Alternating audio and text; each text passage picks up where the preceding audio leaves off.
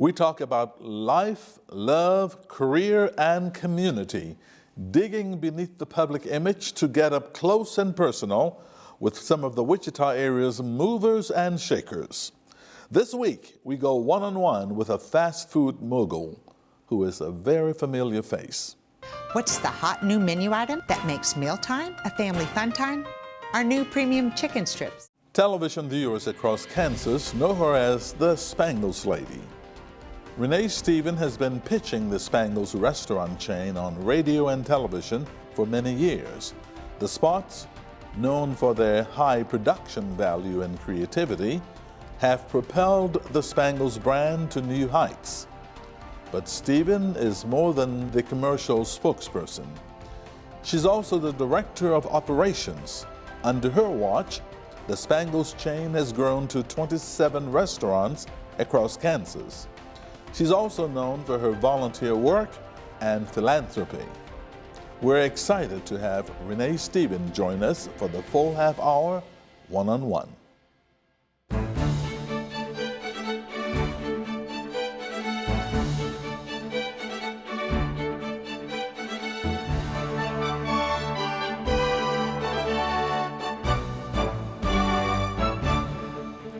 Welcome to One-on-One. I'm Victor Hogstrom.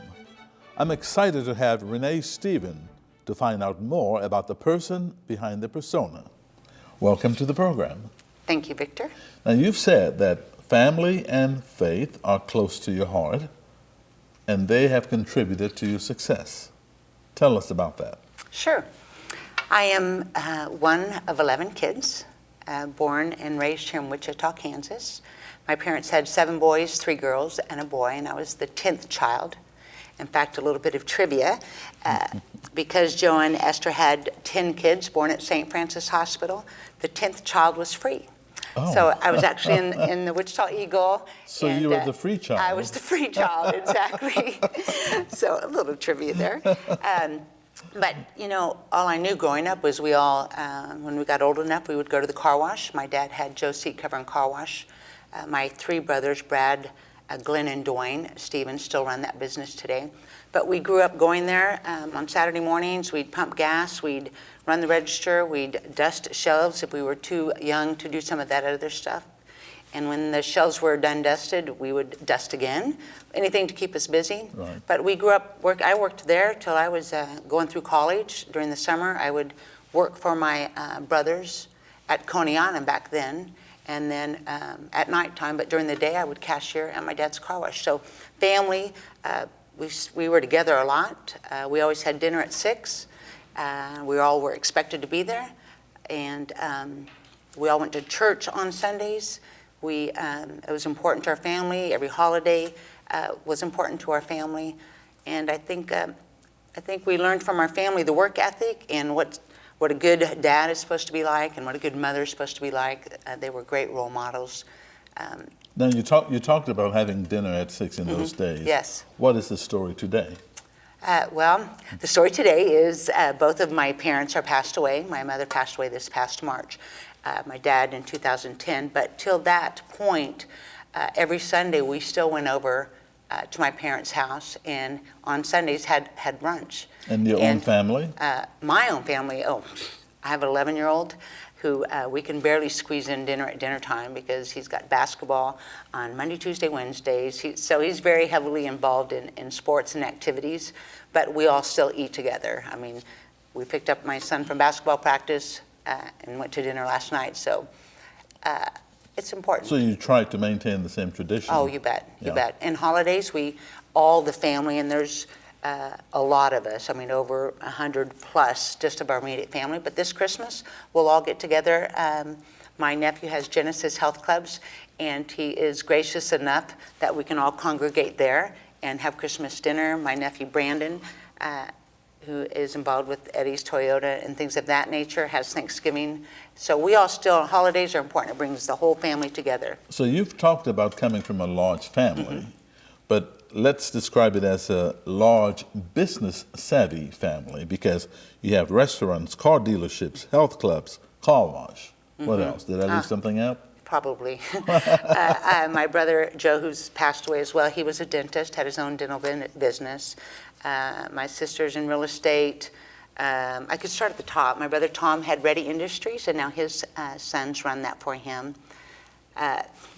Just lots of businesses. So, we were blessed, and we learned that. I think it was my dad. My dad was, was just an entrepreneur, whether it was small or big, and just worked hard. And he had that, my husband calls it that street savvy, taking care of the guests. It's always about the guest and take care of the customer and to work alongside your employees. And so today, I'll be in a restaurant working.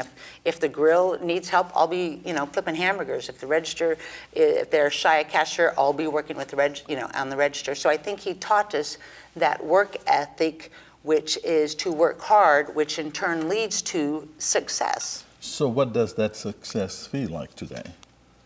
It's hard work. I think whatever it is that you do, whether, you're a mechanic and you're working on a car and you get it to run, it feels good. But it's not anything you can let up on. You have to stay on it and every day, every day work at it. Now you're the director of operations for Spangles. Correct. First, how did you get that role? Okay. And tell us about the job itself. Okay. What's your responsibility? Sure. I went away to college against my parents' wishes because my dad and mom were my dad especially was very traditional. The movie My Big Fat Greek Wedding, the father in that show is exactly like my dad.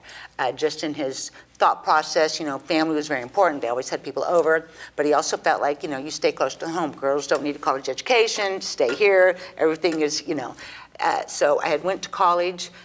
My two brothers own Spangles, and because I worked for them for extra income at night, cashiering, I had to come back to Wichita because that was one of the rules. If I went away, that I had to come back to Wichita. And so my senior year, Dale had called me when I was up at K-State and asked if I would come back to work for him in the training department. So I came back, just went from store to store to learn the operations, spent 2 weeks at each store. And then I went from that point from training crew people to training managers, and did that for quite some time, which I loved because I was in the stores and training and working with people. And that's when I knew that, I'm an operations person. So then I became an area supervisor to director of operations. You'll go nuts over our newest dessert, the caramel pecan pie slide. I do the TV and radio by a fluke. When we were growing and opening up stores way back when, I would go on radio and say, now hiring employees or now hiring managers. And people started to recognize my voice as I was in stores working. And then the owners thought, that's an interesting, and we didn't have a local spokesperson, and a lot of restaurants were having their one person do their spots. So it kind of evolved from, okay, you're going to be director of operations, you're going to work in the stores, but we're going to also have you do the radio and TV. The new Rice Krispie Treat Slide. Hurry in before it slides away. Funny, right? No. No? Not at all? I thought it was funny. So when I see people out and about, they always say, oh, you're the person on TV. And I'm going, no, I'm really director of operations, which to me is much more important than doing the TV and radio. But which one do you enjoy more? Oh, operations, totally. Operations. Oh, completely. I love that. But you've become the face. I know to a lot of people, but to me, what I work hardest at is operations. I always tell them on the commercials I would like to put director of operations because that's what I do. That's what I'm most proud of. So tell us about the beginning of these commercial spots that you were involved in. Was it challenging to do them, or is that something you really... It was challenging because, one, I'm doing the commercials with my brother standing across from me because he's one of the owners, as well as brother. So he's much more critical about what you do or how you look or how you act, or, and he can say things like a brother would as compared to how a boss would. So it's fun, but it's, some people think, oh, how long does it take to do a commercial? It's 30 seconds, and it may take 3 hours to do a 30-second commercial. So with the success that you're having and the success of the company and the family, what is your perception of life as a whole?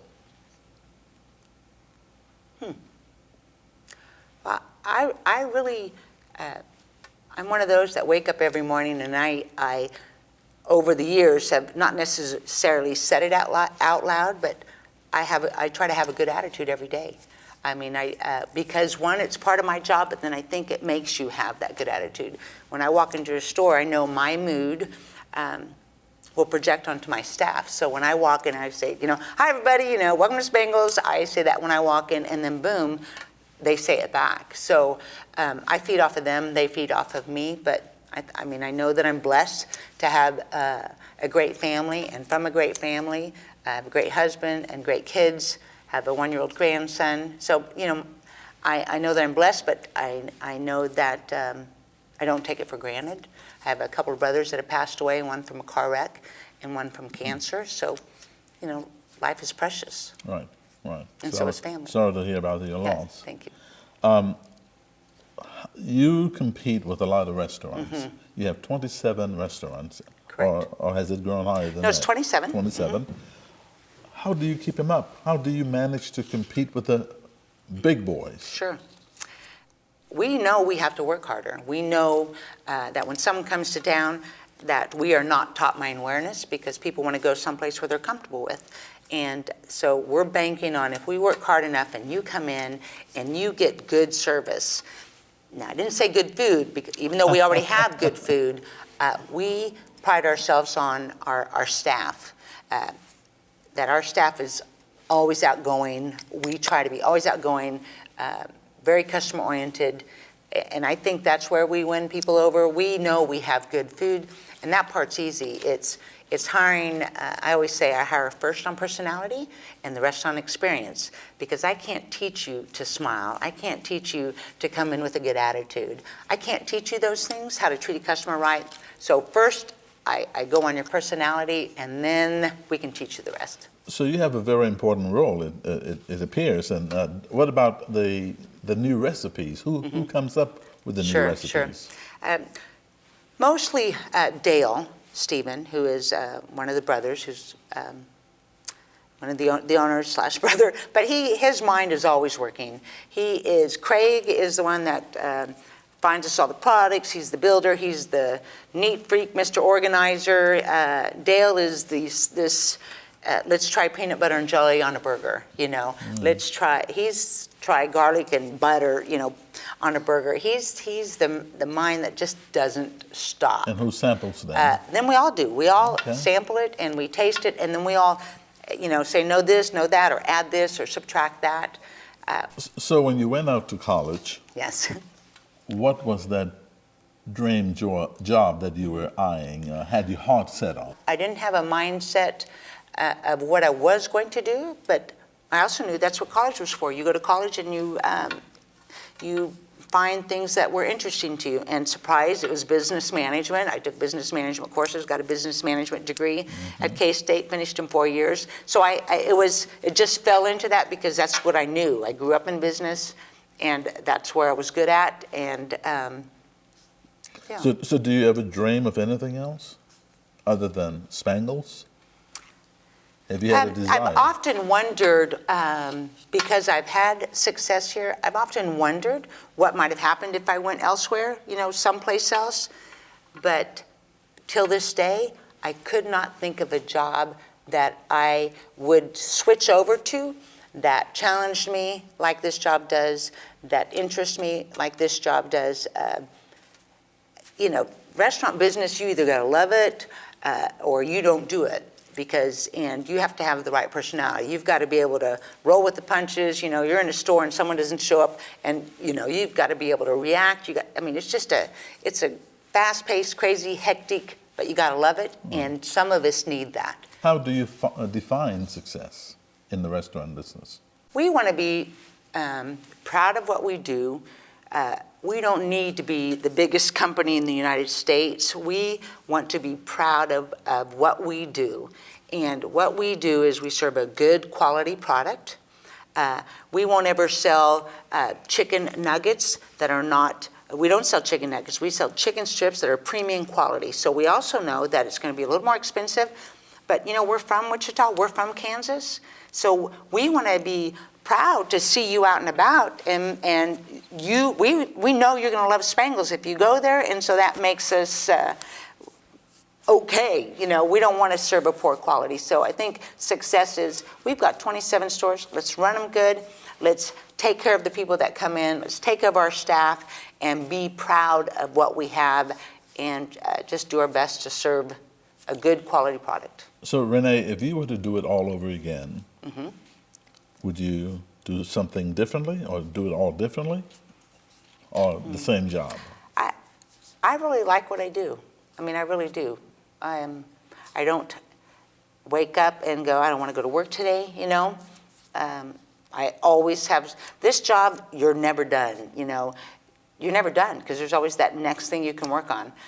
It's never boring, because, you know, in 2 weeks we're going to introduce a new ultimate, you know, jalapeno bacon cheeseburger. We just introduced some mini donuts. I mean, it's never the same. Every day it is never the same. So if you could change anything about yourself, what would that be? We're not going there.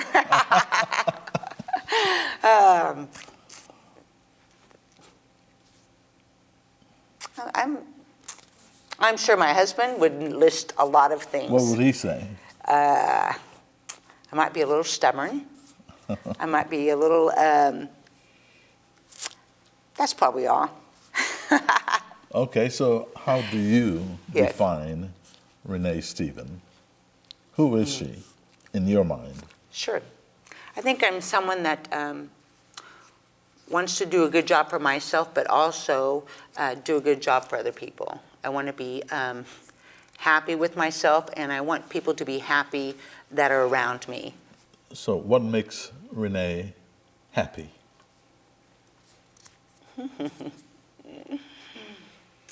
My family makes me happy.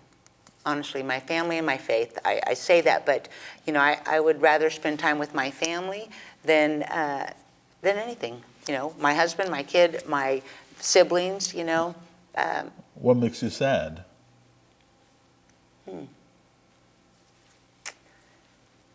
I hate to see things that are unfortunate, but that's normal. You know, I hate cancer, and I hate to see families torn apart by cancer. I hate to see families that have sudden deaths in their family. That's tough, because, you know, I guess I've experienced that. I hate to see those commercials on TV when kids are just, you know, getting blown up at war. You know, I hate to see that when maybe it could be preventable. That doesn't mean I'm against war for war. I'm just saying, you know, that stuff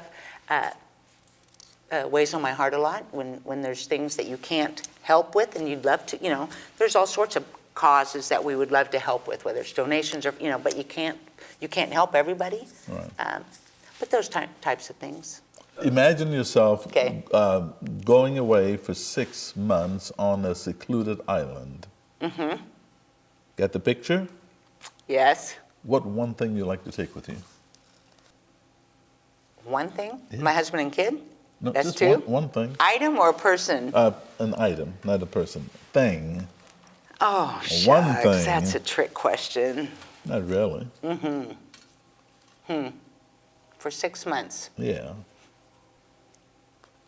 Might it be a Spangles hamburger? Yeah. No, I'm just kidding. Well, let's just say, you better find a different question. You're going to cut that one out. What would most people say? A phone. A phone you can do lots of things with. Right. You can stay in touch with your family. You can read on it. You can find spiritual help if you're going crazy while you're out on the island. That's a good one. Yes, it is a good one. Because I'm thinking, do you say the phone, or do you say the Bible? That's a tough one. Right, But I think right. if you had the phone, you could do all of it. Yeah, you have the Bible and the phone Exactly. too. You have everything. You have music. Yep. I'm not a big music fan. I'm a news fan. Well, that brings me to my next question. Let's do a little lightning round with quick answers from you. Oh, you're not going to embarrass me, are you? No. Okay. No. Maybe this first one might. Okay, go. Who was your teenage crush? Next question. I'm not going to say names. Are you kidding me? Next. All right. Your best subject in school? Math. Math. Okay. Your favorite personality, television or otherwise, politician, whatever. I like Bill O'Reilly. Your favorite music.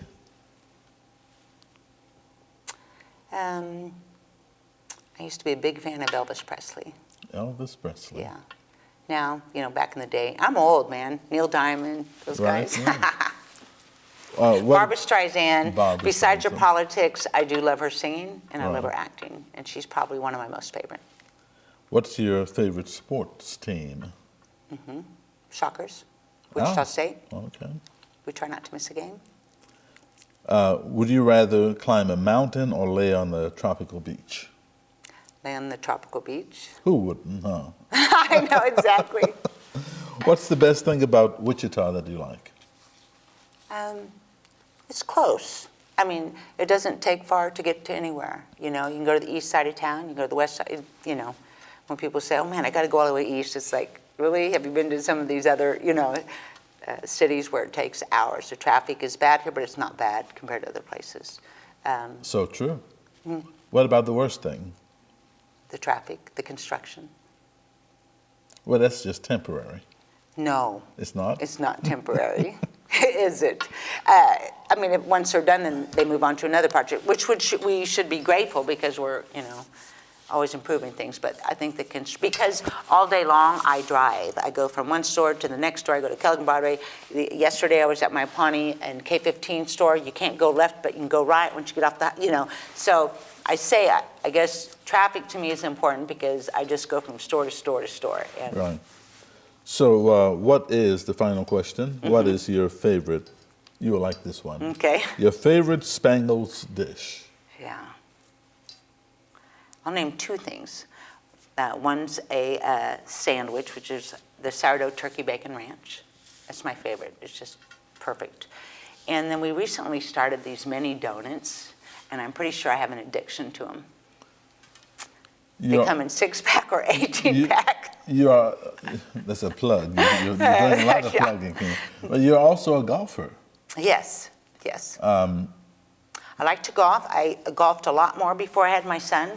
And then, because my husband and I would golf often. And because my son took a liking to the sport, I become his caddy more than I golf. And it's actually much more enjoyable, a lot less stressful.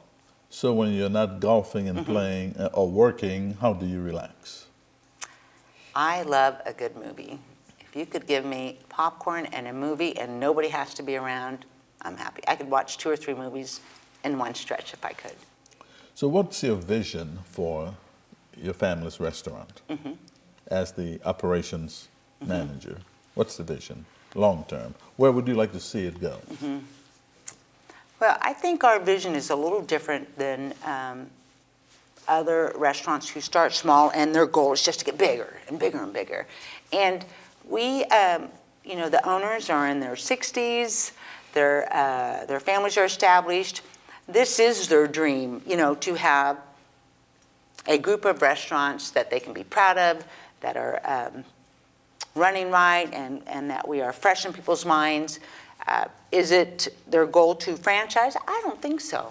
I think when you start to franchise, we lose a little control over it. We lose a little control over, is it being ran right? Is there's food being served good? So I think that our goal is always to be the best that we can where we're at, and if it leads to opening more stores, then great, we will do so if it's the right opportunity and the right location, but we don't want to be 6 hours away and can't manage it or can't supervise it. As a public personality of Wichita, being seen on television and heard on the radio with your commercials, working with the family business, what is your vision for Wichita? If you had to make a change or to call a shot for a certain direction for this community, what would that be? In regard to our restaurants? No, in regard to Wichita? Totally, yes, Wichita. To be open to new businesses, new ideas, to take different parts of town to make them better. look what they did to Delano area, which is at Douglas and Seneca. My dad's business has been there for, all my life, and then some. And that area, has gone from great to bad to great again, And I think if we keep getting the right people in positions that can have Wichita's best interest, that they got to know, just like anything, Spangles, you got to keep growing and evolving and changing, and I think they're doing that. I think they're improving a lot of the areas, and I think you're personally involved in nonprofits, and you're described as a philanthropist. What do you support the most, and why are you doing what you're doing? Way back when, I used to say yes to lots of things, but over the time, as I've gotten older and I have a family, and so it's harder for me to say yes, but there are a couple of fundraisers that are close to my heart.